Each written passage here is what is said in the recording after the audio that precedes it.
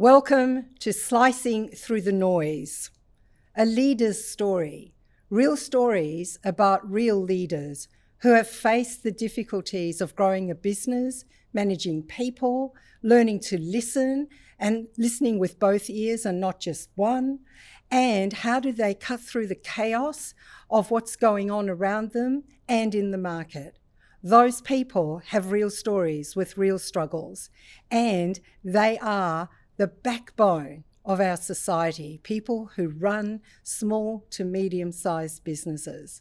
Our guest today is one of those people who's taken a business and grown it and lived through all the heartache, the pain, and the glory of actually making it work.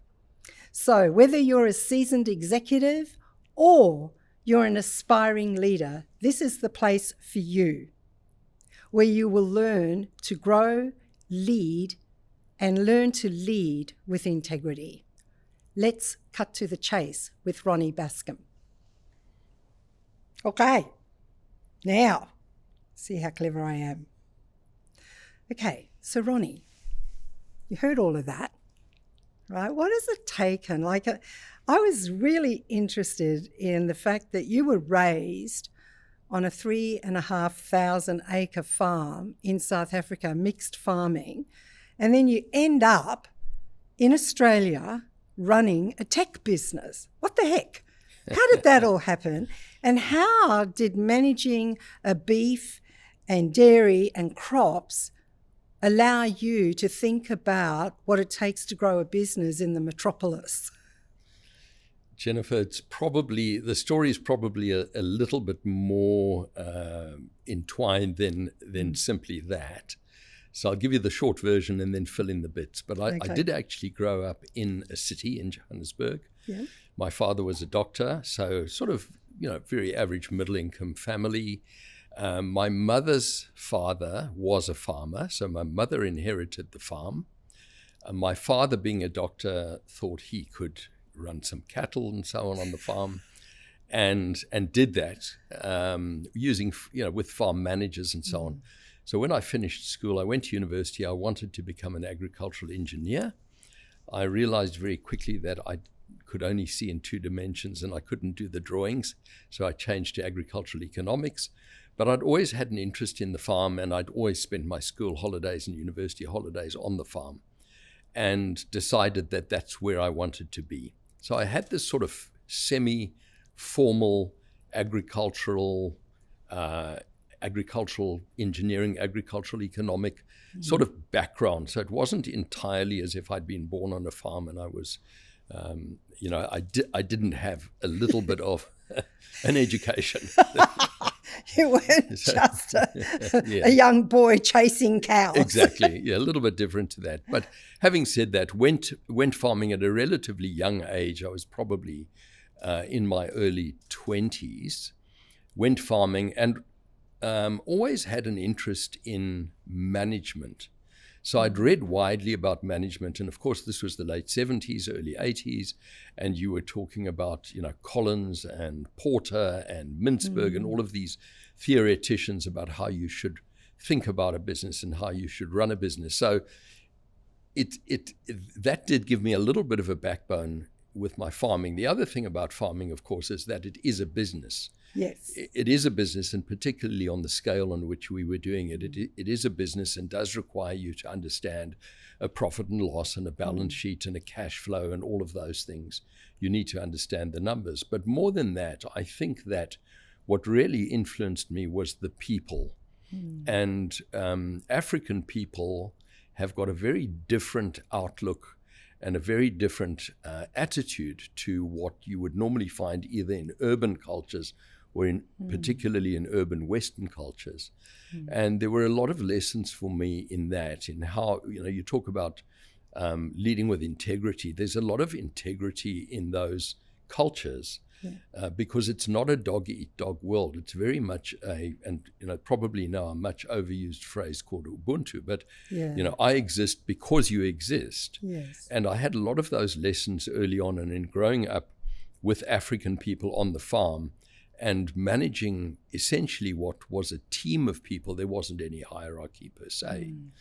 One of the lessons I do remember was I did a correspondence course through the University of South Africa, and which was a farm management course. And one of the modules, if you like, was delivered by a guy called Arnold Moll, who I think is now Dr. Arnold Moll. But in those days, he'd written a book which was aimed at farmers, and he spoke about something called the Cinderella syndrome, which I've never been able to track down or find or trace. But what it was is the preconception that you have about people.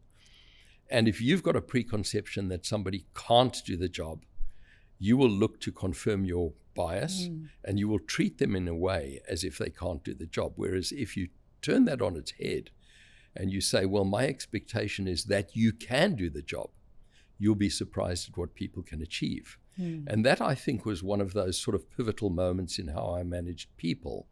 And I went from, I guess this is quite a sort of quite a powerful story for me. I went from going to a man that I considered to be, call him my foreman in my dairy. And I said to him, look, we've grown to a point where I need somebody to step up and take more responsibility. And I've got two choices. Either I put my faith in you, or I go out to the market and I find somebody and I bring in what I would call a farm manager. And I offered him the opportunity to step up, having read Arnold Moll's book. And my goodness, did he step up.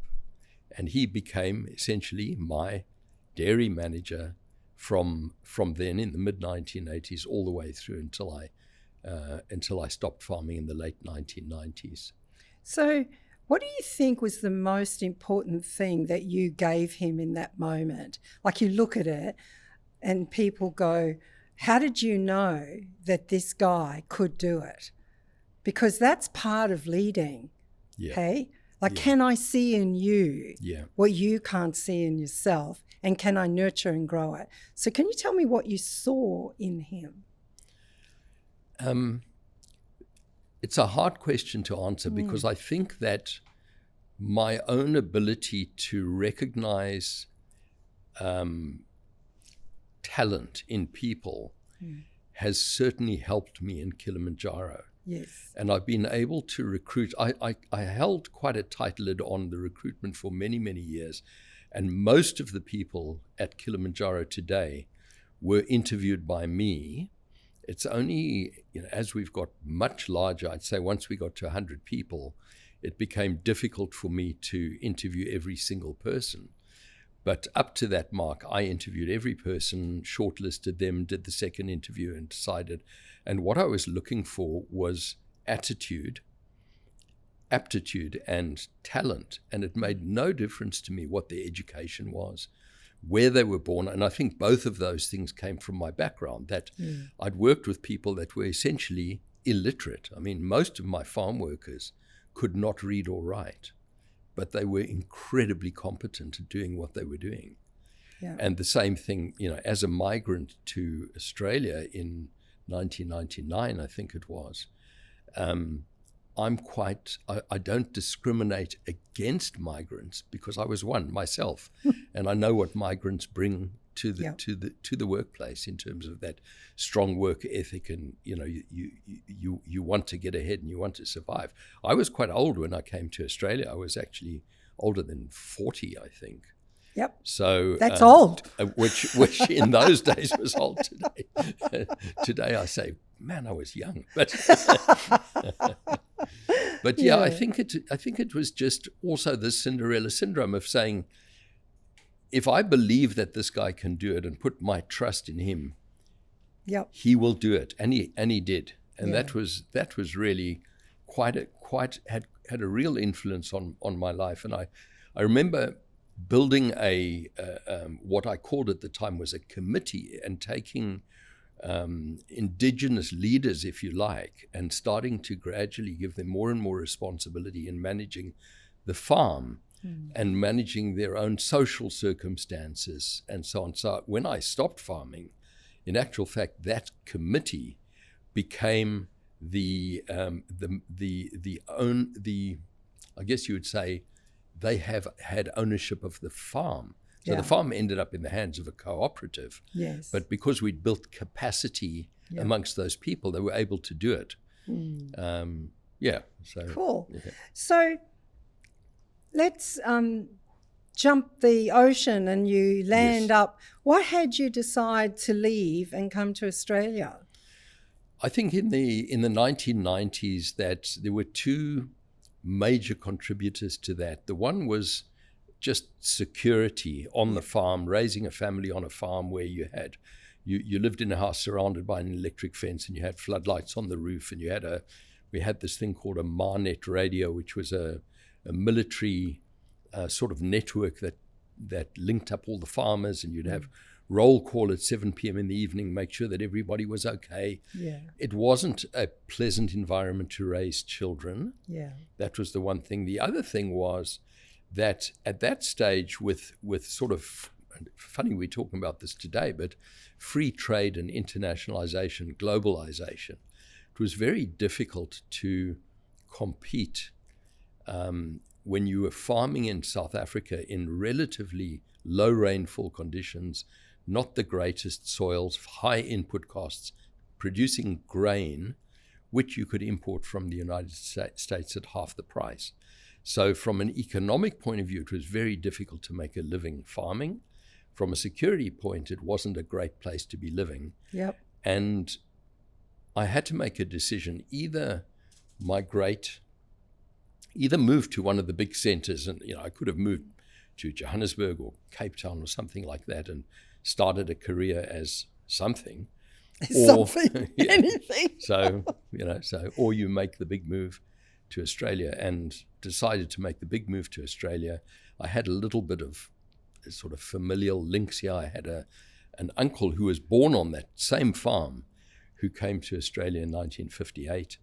And, so I felt, well, at least there would be some form of support if I came here. Yeah.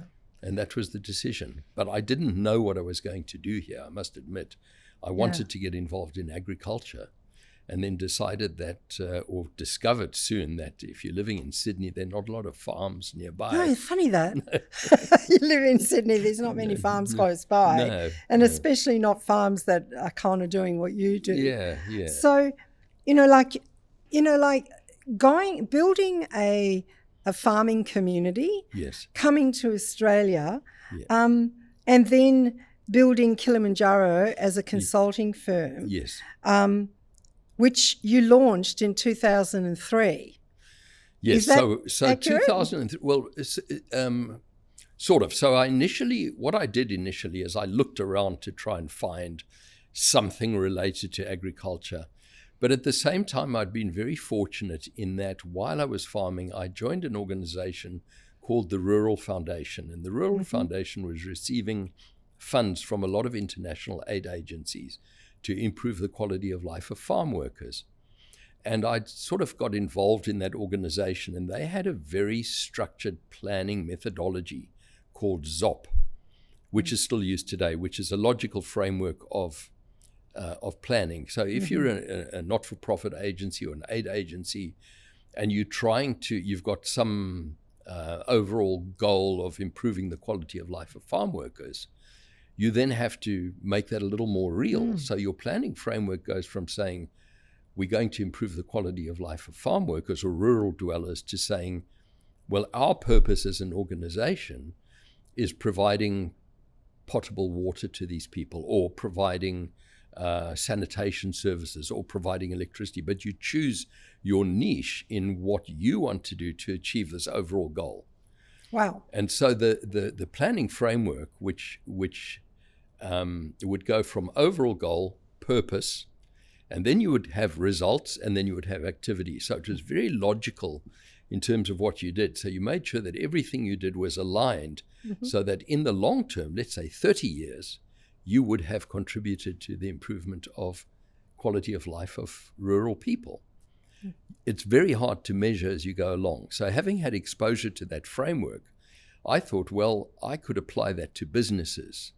And I could set myself up as a, in inverted commas, consultant, because like you, I don't like people who call themselves consultants. I don't like being called a consultant.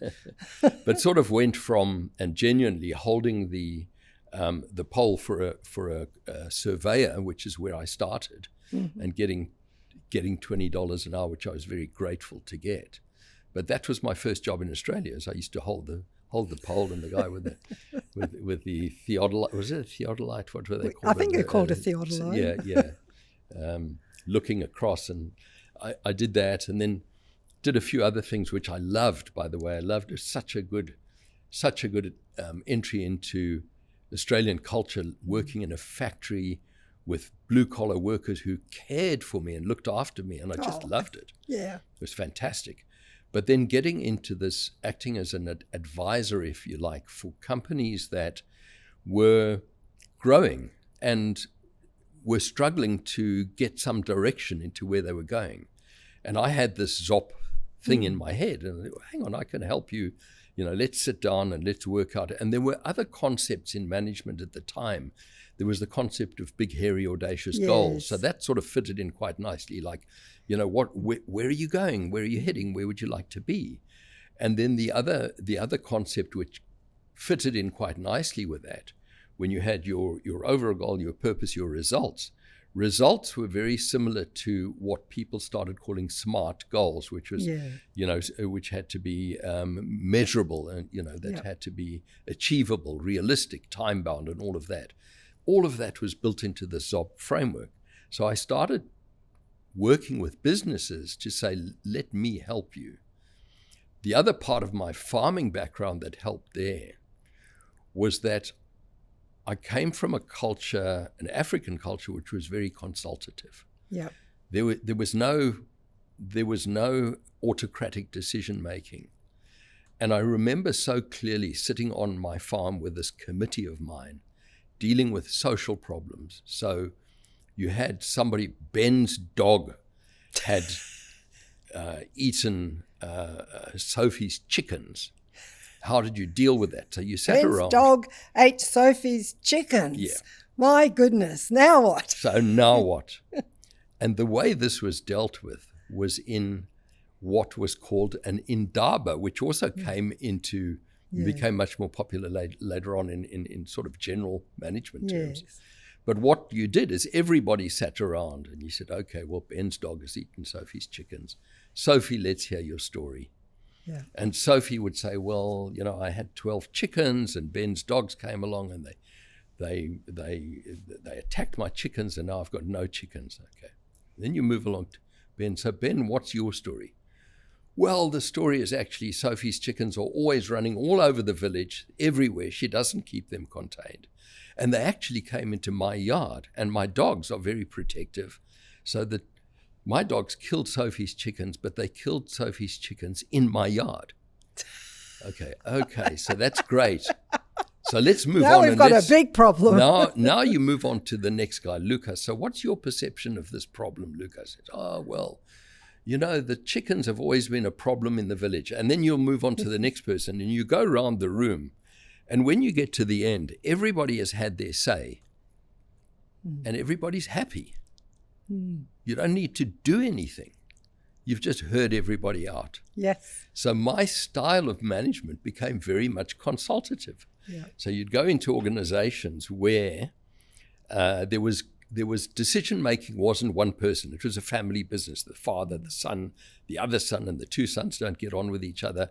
And I'd go around the room and I'd say, okay, Ben, what's your story? Sophie, what's your story? And we'd go all the way around. And guess what? At the end, everybody was happy because you'd heard them. Yeah. But it was very consultative and very much you wanted to achieve the outcome was that everybody agreed and you calmed down and you, in a way, you cut through the noise. Yes. And so one of the big things I'm hearing that you're saying is that as a leader, learning to listen and not put your spin on it is part of how you've grown Kilimanjaro, let's say. So, what happens though? Like there are times when you're in leadership And there is a call to be made. Yes. And you can't get away from it. There's a call to be made. Yes. Someone isn't performing. You've done whatever you can to grow them. You've listened to everybody's story. Yeah. And now we're tired of the stories because nothing different is happening. Yes. How do you take that to the next level as a leader? That I had to learn, and it took me a long time to learn. It's a tough one. It took me a long time to learn, and in actual fact, your company, Integrity and Values, helped me learn that, believe it or not, because we go back a long way. And even though it was just a relatively brief engagement, it did have an impact on me. And one of the things was, first of all, your statement used to say, listen with both ears. Yeah. But in my coaching sessions with, I think it was Alison, Alison Bentley. In those coaching sessions, Alison would say to me, you're the head of the business. You have to have a strong hand on the rudder. You have to make decisions. You have to have the hard conversations. And I think you actually had possibly a little podcast, or it certainly was a document, was having the hard conversations. And I did have to learn to do that. I'm still not very good at it. I still like finding out about Ben's dogs eating the chickens, and let everybody have their say. Chickens. and then saying, okay, well, I've heard everybody, let's move on. Yeah. But I have learned over time. So you have learned that I've learned everyone can have their say, Yes. and then as the leader, there is a point at which Yes. you make a call. And I think that's tough, because there's times that I'll sit there and I'll listen to who, what, where, how, and everything about dogs and chickens and you name it. Yes. And then I go, now what? And I think I learned that, and I learned that by saying, look, I've listened to all of you, and I've heard everything, and I've weighed it up carefully, and my decision is, this is what we're going to do. And I found that because I've got a very strong management team, people accept that process. They like that process. Yep. And they say, that's great, let's move on, and they will all support it. And you get rid of, the backbiting and the undermining just doesn't happen, because everybody is committed. They know that the process has been very thorough. Well, if it's consultative, thorough, and everyone feels heard, then the call that you make will be the one that works best for the business. I'm a great believer.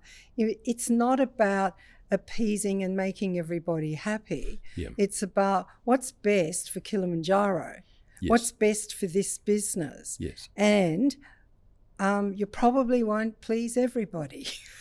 You won't please everybody. And I had another interesting experience that sort of reinforced that view, which was from an absolutely Western perspective, in that we ended up having quite a large dispute with one of our suppliers. And we ended up saying, okay, we'll see you in court. So when we got to court, and I had no experience of the Australian legal system. The judiciary here. My experience was of taking somebody, or standing in a criminal court because somebody had slaughtered my cows and sold the meat or something like that. So here I end up in the federal court in Australia, and there's Justice, whoever he was over there, standing at the front. And I realized it's the same process. It's like, okay, you tell me your story, and then to the other side, you tell me your story, and then, okay, you ask questions. And this just goes on for months and months and months, because the guy sitting there was no different to me trying to arbitrate between the chickens and the dogs. And in the legal system, the judge listens to everybody and everything, and almost to the point of saying, okay, have you finished, or do you need another few months to put your arguments together? And then he says, okay, I've heard everything, and I'm going to make a decision one day in the future. And he does. And it's a very similar process. And I think what happens if you go through that process and people do feel heard, they do accept the outcome. So when you think about, you start this Kilimanjaro, you've attained diamond status for 9 years running with MyOp. Tell me what that took. How do you become a diamond status distributor of MyOp? I know how we became a diamond partner of MYOB. We became a diamond partner because we said to MYOB, when we reached a certain size, we said, you can't treat us the same as all of the small guys. Yes. We were also small. We all started off on a level playing field. We grew and we want some reward for it. And they brought in these tiers. And so we were the first diamond partner because we had arrived at a tier of sales and so on and so on. And we maintained that status all the way through. But essentially it was through growth. So it was looking at the relationship and saying, what does MYOB want from us? They want growth from us.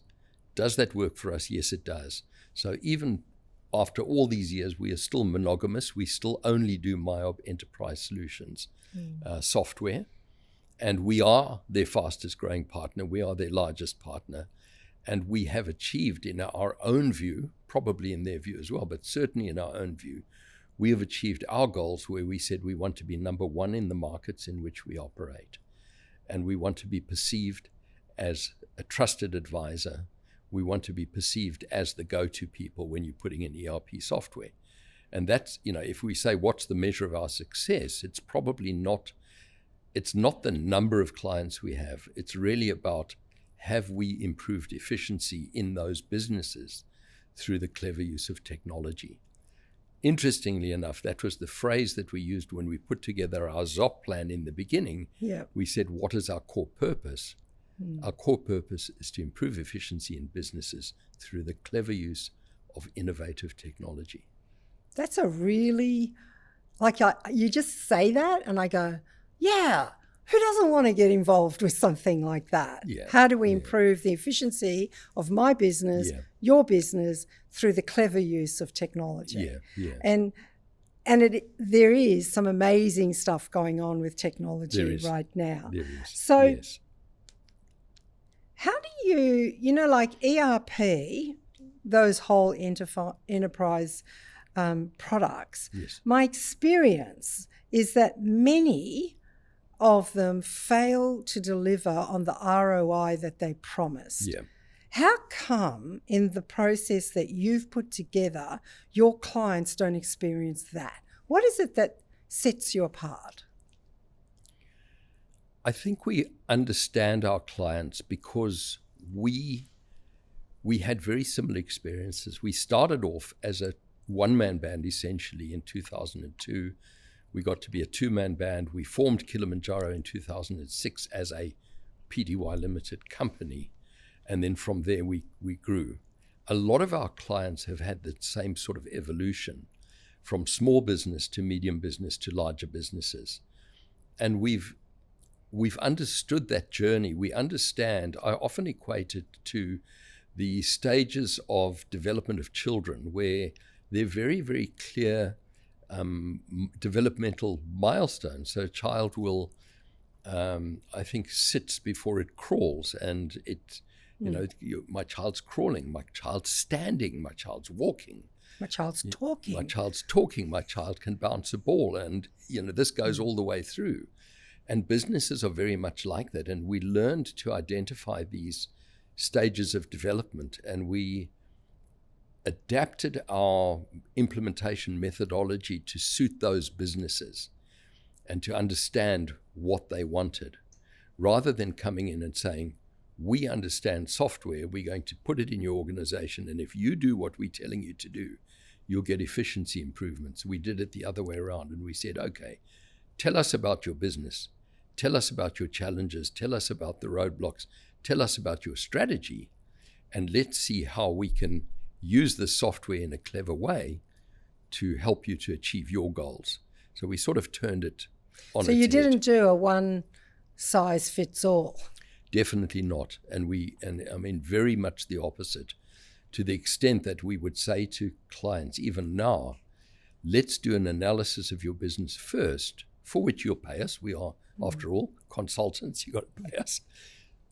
You pay us to do the analysis. We'll give you the analysis. And then you can decide if you want to continue the journey with us. And in 99% of cases, even more, I'd say 99.9% of cases, people choose to continue the journey with us because they are being listened to, they're being heard. And pretty much your statement in the beginning, they're being heard with both ears. Yeah.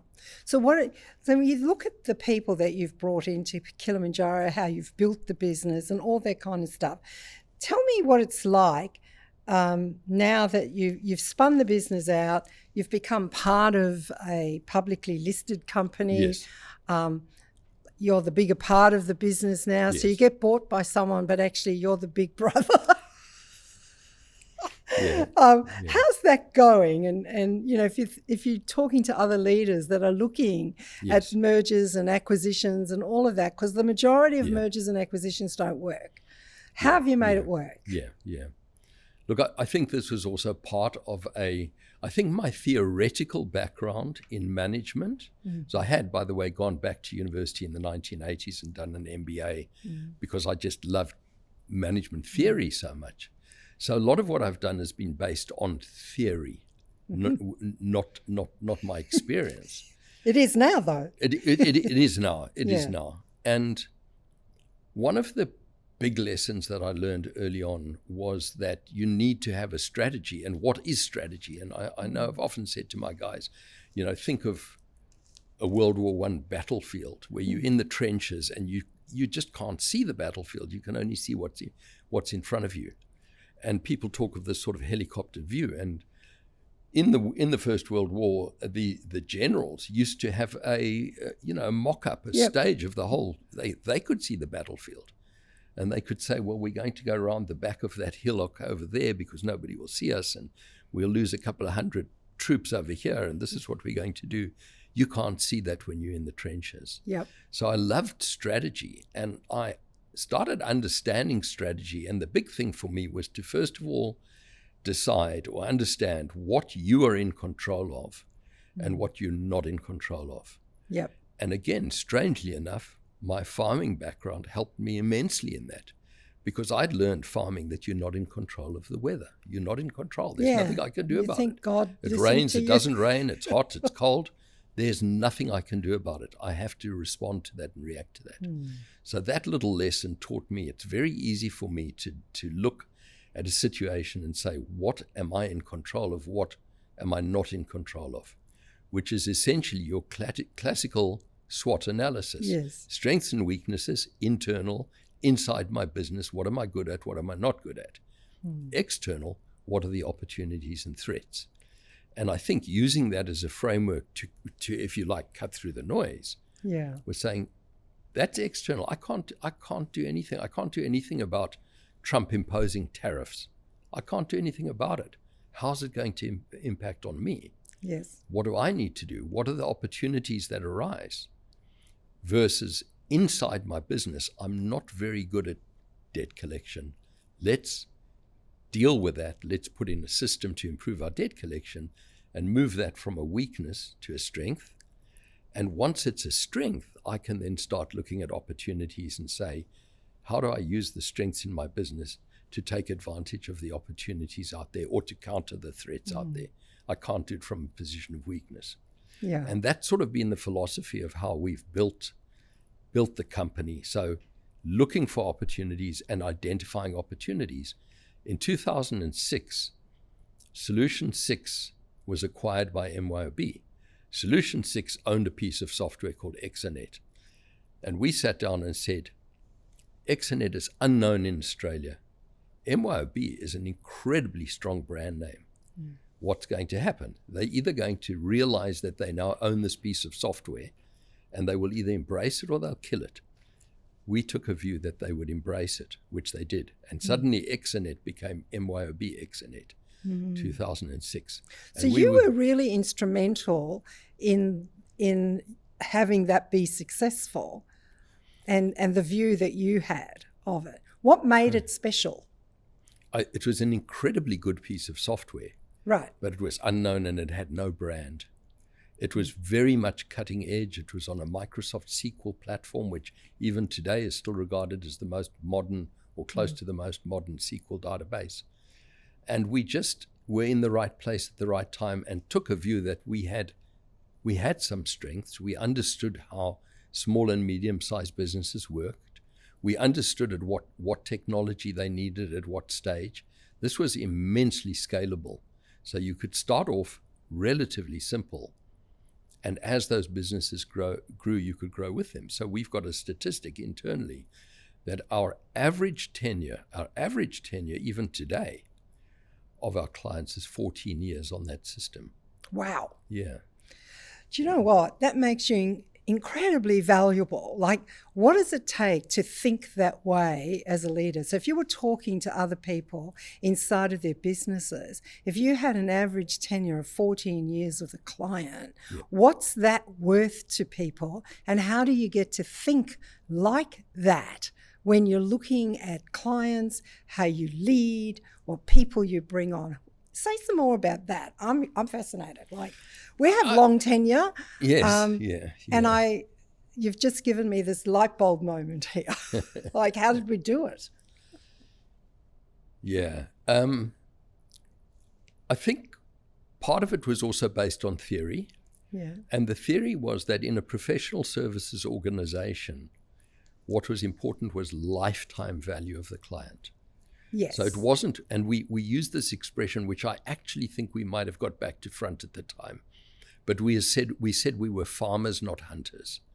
And the idea of being a farmer was that you would have the client and you would nurture them and you would look after them and you would add the fertilizer and the light and water and whatever was needed, and you would grow this client, as opposed to going in, selling them a piece of software and moving on to the next one. Which is quite a profitable model, by the way. Just shooting the next client. Well, it's constantly in the hunt. Whereas if you're a farmer, saying more about farming in business, because that's how you get your tenure. Yes, that's right. Yeah. So, like, I'm a farmer. I'm not a hunter. Yeah. I like long relationships. Yes. I love the fact that I can call you after years and say, Ronnie, you want to have a chat with me? Yeah. And you're a yes. Yes. How have you earned the right to have people constantly go yes to you guys? I think that and I think I'm going to use an expression that I don't really like, but I think you've got to walk the walk. Yeah. I think that you can have all of your values up on the wall because that's what the boilerplate stuff. Yes. Who cares? But I think if you actually build that into your culture and you behave like that. So we've got an expression which came along essentially when Twitter came along, where everything was hashtag. Yeah. We said hashtag client first. And that's worked really well for us, because when you're making a decision, you say, is this to the benefit of the client? It's quite a hard thing to do. And you were asking me earlier about, being absorbed into a public company and so on. How does that sit? And we can chat about that a little bit later. But in the business, a client comes along and says, you sent me an invoice for 45 minutes on the phone, but I had my stopwatch on and I know it was only 40 minutes. And then instead of going back and saying to the client, no, it was 45, we've got timesheeting systems. We know, just remember that the consultant had to log in and had to log out and had to make notes and so on and so on. You look at it and say, from the client's point of view, what is in the best interest of this client? Yep. And what will preserve the lifetime value of that client? And your response might then be something like, Mr. Client, I understand your point of view. From our point of view, we had all of this other time that we had to spend. But you know what? Because you're a good client and you've been a good client for many, many years, we'll charge you for the 30 minutes or the 40 minutes or whatever it is. So every decision is made on that basis, client first, rather than saying, what is this going to do to our bottom line? Therefore, no, Mr. Client, you're going to pay us this and we're going to chase you down for the money. So talking to other leaders, that is the power of having a business with long tenured clients. Yes. So, if you were giving a piece of advice to an aspiring leader or even a current leader, what would you tell them about when those kind of things happen? Like a succinct message to them, like, get straight, guys. Don't go wacko on people. I think you have to be very clear on what your goals are, because if your goals are to build a business with a value, to have, what is your asset? Your asset is your clients. If that's what you want to do, then each decision needs to be made with hashtag client first in mind. Yeah. If your goal is to make as much money as possible in as short a period as possible, that's not going to work. It's just not going to work. You've got to be ruthless. You've got to say, I don't care. I don't care if I burn the clients. I just want to make the money. Yeah. I don't think I can live with that. No. I could not live with that. No. It's like, I think I like your hashtag client first. Yeah. Because that's the attitude at Integrity and Values. Yes. It's client first. Yes. And you know what? 5 minutes of time that you didn't charge them for. Yeah. I have maybe this is something that would resonate with you, Ronnie, is I say that people have an emotional bank account with you. Yes. And when you allow them to feel heard and you give them that, you just made a deposit. I love that. I think that is exactly what it's about. Keep making deposits. Yeah, I think that's what it's about. And then you get the lifetime value of the client. And you enhance your status as a trusted advisor. Yeah. And then the transaction is not simply based on your hourly rates. It's based on, and we position ourselves as a premium pricing model. So yes, we are a bit more expensive, but look what you're getting. Yeah. It's low risk and it's hashtag client first. Yeah. So tell us about how do you manage the conversation that the clients get that the fee is the fee and here's the value that you're getting. Because if your model is just let's get the money, well, that's not what you're going to do. So there's something about the value that you add to your clients. Yeah. Let's talk to leaders about how do you manage that conversation with your team internally and with the clients? I think this comes down to a statement I made earlier about understanding how small business and medium business operates. I've had endless arguments about ROI. I don't believe in an ROI calculation. Does it make any sense? It's you can prove what you want to prove. So if you want to prove to me that it's cheaper to be in the cloud in a SaaS model than on premise, you'll provide me with the numbers and you'll prove it. If I want to prove that it's cheaper to be on premise, I'll provide you with numbers and I'll prove it.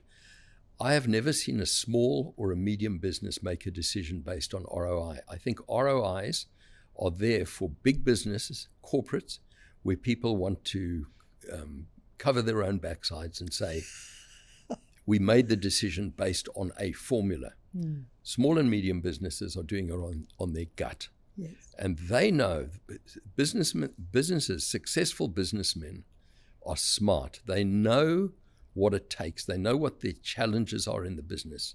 And when the pain that they're enduring exceeds the cost of putting in a new system, they'll put in a new system. They'll say that again. So, that's a piece of gold. So if leaders could hear that, it's like, say that again. It's a real great piece of gold. It is. I mean, it's a little bit like your emotional bank balance. Yes. It's like I'm looking at the pain that I'm enduring in this business. How much am I prepared to spend to alleviate this pain? And that's how the decision is made. And then it may come down to, well, okay, you're going to charge me $80,000 or $100,000 to put in the system. I was thinking of buying a new car for my wife, but you know what? If you can get rid of my pain for $80,000, let's do it. Yep. There is no ROI calculation in small and medium businesses. It's all about the pain. It's about the pain, yes. Yeah. And as you're growing small and medium-sized businesses, you're constantly in pain. There is always a pain point and a choke point. And you go, how the hell do we fix that? Yes. And what am I going to do? And how long will I put up with this? That's exactly how the decision is made. Yeah. I love it. That's a wonderful piece of gold. And it's like, if you can show someone that what you have will alleviate their pain, they'll pay you anything for it. They will, point. And they'll thank you for it as well. They'll write to you, say thank you. We're in a phase now where software is moving to the cloud. So a lot of these legacy on-premise systems, and we have a lot of those clients, are moving to the cloud. And the comments that these people make to me, I've had two in the last week. where one actually came into the business, into the office to talk to us and say, thank you so much. We put in the system in 2007. It's now 2025. We're sticking with Kilimanjaro. We are now moving to the cloud, but I just wanted to thank you for all of these years of looking after us. I mean, if you say, why do you do this? That's why you do it, because you get such satisfaction from that, from people saying, because you were our partner, we grew to be a successful business. Yeah. So consulting, in inverted commas, has been your gig for 20 years or so now. Yes. And I'm a bit like you. I don't like being called a consultant because I don't believe I am. Yeah.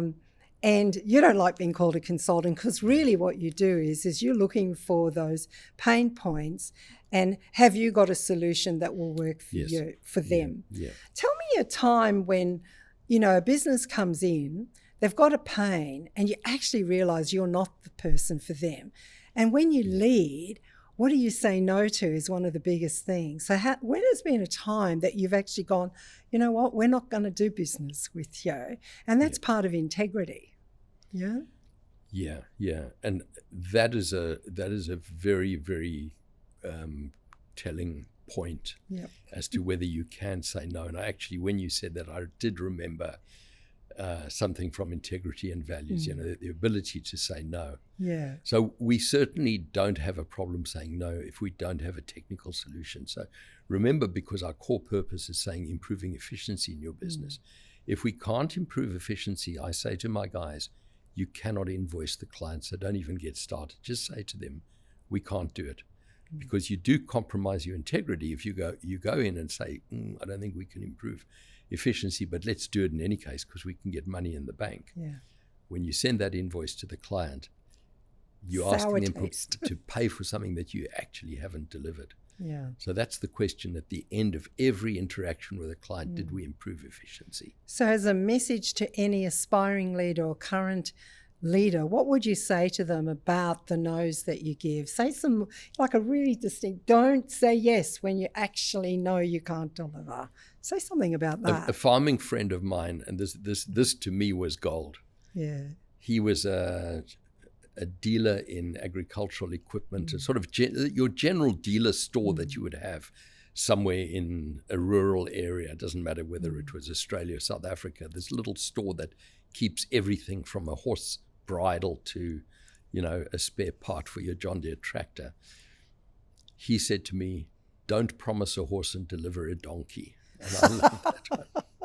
Very nice. Yes. So we're not promising horses, stallions, race horses and then giving them a donkey. And it's absolutely, if you are honest with a client and you say, look, your expectations are inflated. We can't do what you think we're going to do. This is what we can do. Yep. That's where it really works. We have one consultant who does payroll, and she's been with us for a long, long time. And she is brutal in that if clients ask for something, our sales guys hate her because if she's in the meeting and a client says, can you do this? She says, no, can't do it. And the clients love her. And we do a net promoter score survey. So we get feedback.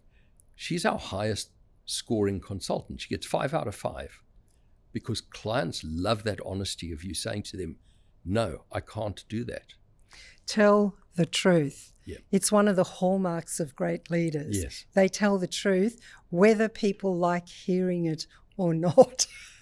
And that's really tough. There's been times when I tell brutal truth and it's hard because you kind of go, do I say it? Do I not say it? And then eventually I go, you know what? No one will thank me for my silence. But I do think, in terms of lessons learned, that is a lesson that came out for me out of integrity and values, was the ability to say no. Yeah. I think there's power in that. One of my favorite books on strategy is Good Strategy, Bad Strategy by Riemelt. And one of the things that he says in the book is the power of a great strategy is in what you say no to. Yes. And there have been times when, the cash would have been really great if I'd said yes to a request. Yes. And then I'd have to go, you know what? No, Yeah, yeah, we're not doing this. yeah. Okay. So resilience and reflection, right? It takes a lot to reinvent your life, because that's literally what you did. And it takes courage to say, I'm doing this because raising my children in this environment is not a life for them. Yeah? Yeah, yeah. So you uprooted your family, your business, your whole life. Yeah. And in 1998, you tootle off and you come to Australia. What kept you resilient through the transition? And how would you counsel others that face big change like that? What would you say to them? I had good advice. So first of all, somebody had said to me, when you come to Australia, make sure that you can survive for a year on your reserves. So don't come with rose-colored glasses and think you're going to come and walk into a job, and don't make your plans on that basis. Make your plans on the basis that it's going to be tough for the first year. And it was, because generally, you come along, you don't even have a credit card. And, you apply for a credit card and you've got to have credit references. You don't have any. You know the story. Yep. There's all that stuff. All that stuff. Like, who am I? What's my name? Exactly. But I think that for me, I think that was good advice. Make sure that you've got enough reserves so that you can survive on your savings for a year. So I delayed our migration for probably about 5 years to build some reserves. Also not easy to extricate yourself from a farming venture of that size. But having got here, I think you run on adrenaline. I think you run on adrenaline for the first few years. So I don't think it's anything particularly about me that I was resilient or whatever. It's just, you're in a new country, you've got to make this work. Yeah. Yeah. So defining your success now, and as you look back, and now you're part of a public company, your role, how has your definition of personal success evolved over this time? We spoke about my background. Yeah.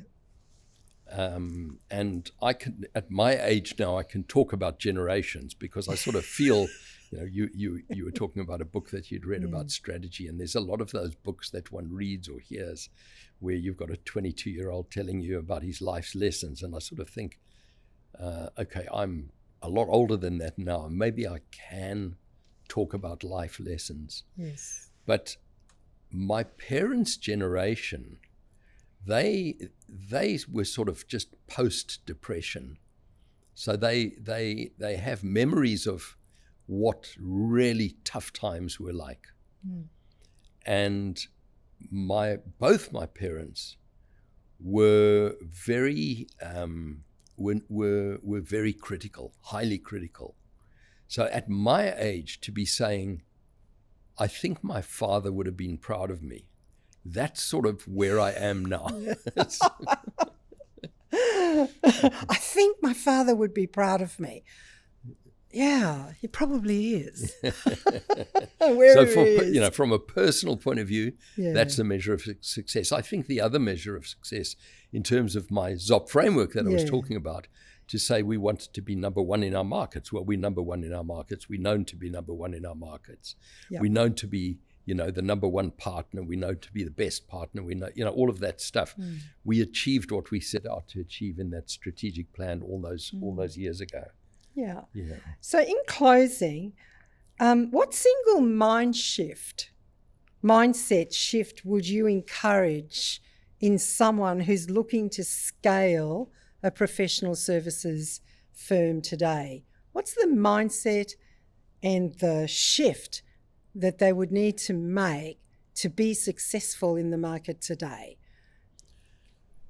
I would say that something that I had in my head in the beginning because of my theoretical background, and I don't know if somebody else said it or if it's my own, but it's behave like the company you want to be. So don't behave like a small company. When you start at the beginning, start putting in structure and strategy and processes that will be there when you grow to be. I mean, we started with 2 people. We're 120 people. Some of our processes were documented in 2006. So we wrote it down and we said, okay, if you are going to be a big company one day, how are you going to deal with your debtors? How are you going to deal with your creditors? Everything got documented along the way. We had this thing called Shing's Bible. Shing worked for us in our accounts team. Shing's Bible. Shing's Bible. Shing wrote down everything. It was so well documented. And Shing was in our accounts team for, I think, 14 years. She's been gone for 7 or 8 years. But Shing's Bible is there. How do you do this? How do you issue a credit note? Well, we go to Shing's Bible and you follow the instructions. And I think that rigidity and documentation that bigger companies have, very, very hard to do that when you're small. But if you have ambitions to grow, you need to behave like a big company when you're small, because you can't reach a point and then turn a switch on and suddenly start behaving like a big company. Yep. You've got to grow through your stages of evolution. Yep. And if you're clear on what those stages of evolution are and what the end point is, you've got a much better chance of success. I like that. Everybody needs a Shing's Bible. We have a Martina Turner Bible in our business, and she wrote down everything. Yeah. It has made a huge difference to our business. Yeah. It put us on the map, and we're a small business as well. Yes. So, yes. Ronnie, how do I thank you? I am sure that there are many people that are in professional services that are going to listen to this podcast and go, I better talk to that guy. So maybe you don't want to do that kind of consulting. And if you're listening to this, then I advise you, listen to it over and over. There are masses of pieces of gold that you gave there, from your life in Africa to your life in the concrete jungle of Australia. So thank you so much for being with us today. I really appreciate your time. Thanks, Jennifer. And I mean, you really, I don't think that I'm worthy of those comments, but I appreciate them, and I did enjoy the chat. Yeah, thank you. Thank you for listening. If you liked what you heard today, please press that subscribe button so you don't miss our next episode of Slicing Through the Noise. A very big thank you to Ronnie Baskind from Kilimanjaro Consulting.com. Go take a look. He gave us some incredible words of wisdom. Listen to this again and take on board some of what he said for you as a leader.